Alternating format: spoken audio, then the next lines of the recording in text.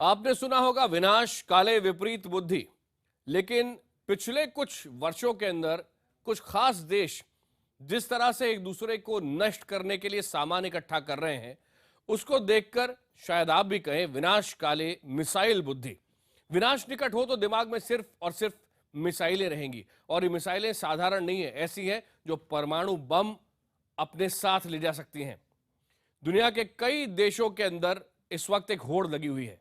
America हो, रूस, चीन या फिर ईरान और उत्तर कोरिया, ये सारे देश मिसाइलों से बेपनाह प्यार करने लगे हैं। ईरान की कहानी से शुरुआत करते हैं। ईरान ने तमाम देशों की पाबंदियों को ठेंगा दिखाते हुए 2 नई मिसाइलों का परीक्षण किया है, और उन मिसाइलों पर अपने कट्टर दुश्मन इजराइल के लिए एक खास संदेश भी लिखा है। उसने इजराइल को मिटा देने का संदेश लिखा इन मिसाइलों पर। अमेरिका ही नहीं, पूरी दुनिया इस हरकत से सन्न रह गई है, लेकिन ईरान पर इसका कोई फर्क नहीं पड़ रहा है। इसलिए हम कह रहे हैं विनाश काले मिसाइल बुद्धि।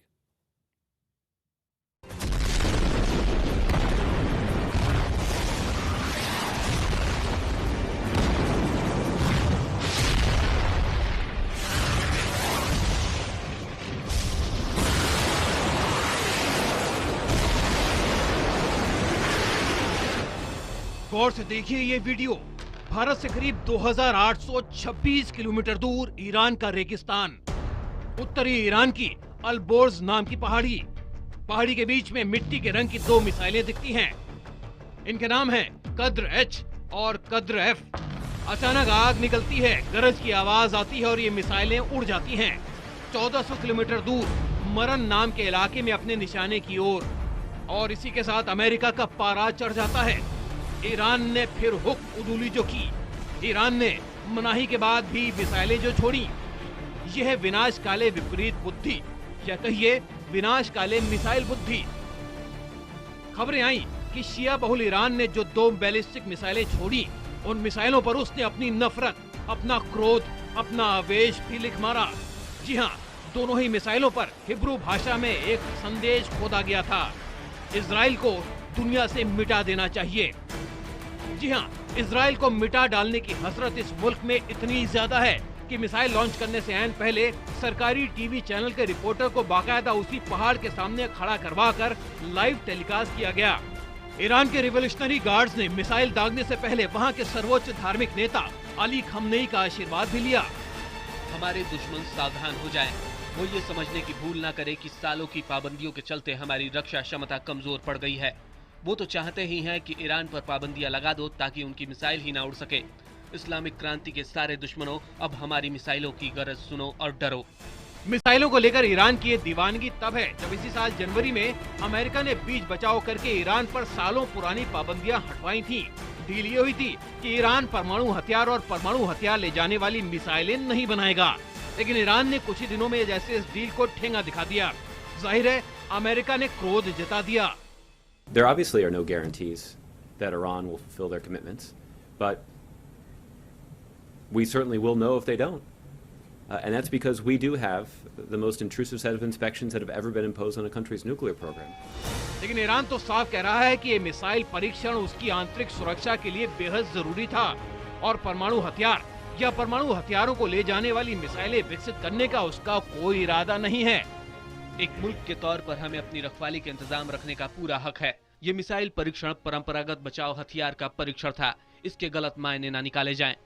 ईरान कटघरे में है, उस पर संयुक्त राष्ट्र के नियम 2031 को तोड़ने के संगीन इल्जाम लग रहे हैं। लेकिन खुद ईरानी विशेषज्ञों का भी साफ कहना है कि 2 मिसाइलें हवा में छोड़ने भर से ईरान अपराधी नहीं करार दिया जा सकता। लेकिन ईरान के इरादों पर भरोसा कर पाना मुश्किल है। परमाणु हथियारों को लेकर उसका चस्का बहुत पुराना है। कुछ ही दिन पहले ईरानी सेना ने एक एनिमेशन बनवाया था। इस एनिमेशन में ईरान की जमीन धड़ाधड़ मिसाइलें उगलती दिख रही थी। हर मिसाइल के निशाने पर था सऊदी अरब। इजराइल के बाद ईरान का दूसरा सबसे बड़ा शत्रु और अमेरिका का दोस्त सऊदी अरब।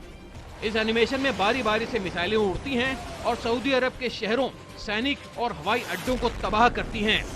इस एनिमेशन में बाकायदा सऊदी अरब के राजसी खानदान के पोस्टर तक दिखते हैं।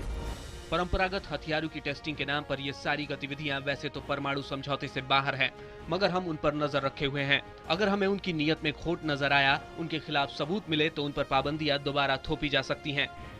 सालों से अमेरिका और इजराइल इस सवाल का जवाब तलाश रहे हैं कि ईरान के पास आखिर किस किस्म की मिसाइलें और कितनी मिसाइलें हैं और इन मिसाइलों का भंडार कहां है। कुछ ही महीने पहले दुनिया ने ये भंडार देखा जब ईरानी सेना ने खुद एक वीडियो बनवाकर दुनिया के सामने रखा। इस वीडियो में साफ दिखता है कि तेहरान ने किस तरह सुरंगों के नीचे पूरा का पूरा मिसाइल शहर बसा रखा है और यहाँ हर आकार प्रकार की मिसाइलें दुश्मनों की नजरों से छुपाकर रखी गई हैं। हमारे पास बैलिस्टिक मिसाइलों का बड़ा भंडार मौजूद है, बस आदेश मिलने की देर है। हम अपने देश के तमाम कोनों से किसी भी निशाने पर मिसाइलें छोड़ सकते हैं।